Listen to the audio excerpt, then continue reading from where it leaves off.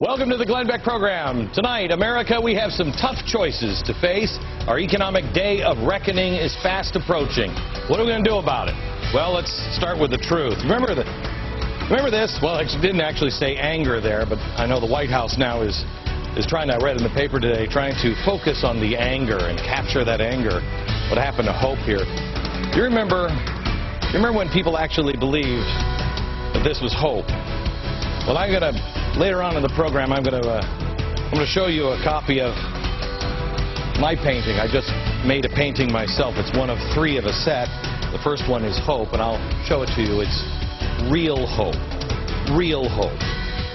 I'll give you a hint. It has something to do with the truth. Come on, let's delve into it.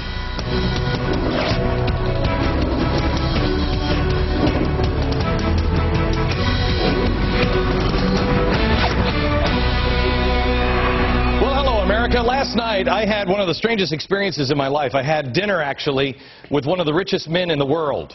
Yeah, I mean, it's just the way I roll. No, actually, it's not, but it's just, I say that because it mortifies my children. You know what? It's the way I roll. My kids are mortified. In fact, it's a great disciplinary technique. If they ever are misbehaving, you just say to them, hey, you know what? You keep that up, and I'm going to go to the mall, and I'm going to take you with me. And right in the middle of the mall, I'm going to go, mm-hmm. They won't misbehave. Anyway, I'm off subject. If you think I'm gloom and doom, the conversation that I had last night made me look like the poster child for Pollyanna syndrome. This guy is a very well-respected man in the business world. I think he's kind of the Rockefeller of our day in a way. At one point at the meal, I said, so, you know, what do you think? And he did this. Honestly, didn't give me a lot of hope. He went, it's done. What? We're done. I'm like, okay, no. The reason why he felt this way, I found out later in the meal, is because he hasn't seen anybody lead the way. There's not anybody that he sees that has a spine to at least even address the things that are really happening in America. Well, you know what? He may be right about that, but he doesn't know you.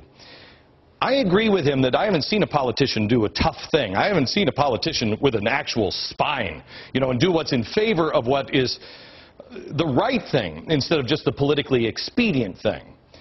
Not only are the politicians in Washington not doing the tough thing, they're not asking the tough questions, they don't understand the tough problems, and they're not giving you any kind of tough answers or information. Tonight, I'm going to.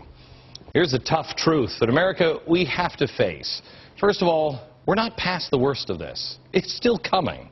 What you're seeing right now is an illusion, and it's going to be revealed sooner or later. The small fixes that you might think we could make, the small fixes that you and I have grown up seeing politicians do, they're not going to work anymore. Prepare for a time of great change. Dramatic things have to be done. But the good news is, if somebody just tells you the truth, we'll make it. We'll be okay. Because I believe that the average American, when they really know the truth, if they're approached in a reasonable way, they'll say, you know what? I'll suffer. I'll do what my grandparents did to be able to have a future of freedom for my children. So what do we have to do right now? 1, cut taxes and share the burden. I'll explain this in a second, but how many times do we need to see evidence that this actually works? You'll never see it in the newspaper. No. We saw it in the Roaring '20s with Harding and Coolidge. That came from the Depression of 1920. We told you about that last week. How did that happen? How come we never learned about that in school? We saw it again with Reagan in the 1980s, and we saw it in 2003 with the Bush tax cuts. Did you know that after the Bush tax cuts, we had 46 straight months of growth? Of course you didn't. Progressives don't want you to know that, and conservatives stink on ice on actually making this case to America. It's not what everybody wants to hear, but share the burden has to happen. The low earners who don't pay anything now are going to have to pay. And you know what? The real problem on selling this is, forget about those people. The people who are now getting money from the government. There's no more handouts. There's no such thing as a free lunch. People in this country have been convinced by our politicians that you have a right to someone else's money. You don't. The world is a competitive place. And if you start taking money away from people in New Jersey, they're going to do what they've done in New Jersey. New Jersey lost $70 billion in wealth because people got up and said, I'm moving to someplace like Texas where they're not going to take my money. If the United States government doesn't make us competitive for companies in the rest of the world, they're just going to continue to go to someplace like Singapore or China. We're not competitive. If you want to create jobs, you must cut taxes. Second thing, and this is where it always gets dicey. I mean, we're not talking about cutting spending, just the bridges to nowhere and the turtle tunnels and the earmarks. No, no, no. Those have to go. That is not even a thought. We're talking dramatic spending cuts. This is something that Reagan couldn't even do. You have to go back again to Coolidge and Harding to find the kind of reduction in government services that I think we need. We're not talking about freezing a tiny slice of the budget that Obama just did. It sounds good in a speech, but it's not going to get us anywhere. Let me show you a rough breakdown of the federal budget. Roughly 17% is included in the spending freeze, okay? This is the frozen amount here. This is Social Security. That's not frozen. Medicare, Medicaid, other mandatory programs from here to here, you can't touch anything. Here's the net interest. Here's your disaster cost. This is what the discretionary, this is the turtle tunnels here. This is frozen. That's 83% from here to here, 83% to balloon out of control. All of the non-frozen areas are going to increase. What about the $787 billion we borrowed for the stimulus? The interest on our debt alone will send us into a tailspin in the coming years. According to government estimates, for 2011, our net interest on our federal debt is roughly $250 billion. By 2016, it's $627. That's more than 13% of our budget. The total budget. In Common Sense, you have a copy of Common Sense? In Common Sense last year, this was #1 for, I don't even know, 20 weeks. This I wrote last summer, and I talked about it. And this is really fascinating to me. By 2019, annual interest payments on the debt will balloon to a projected $806 billion. It works just the way that it works with your credit cards.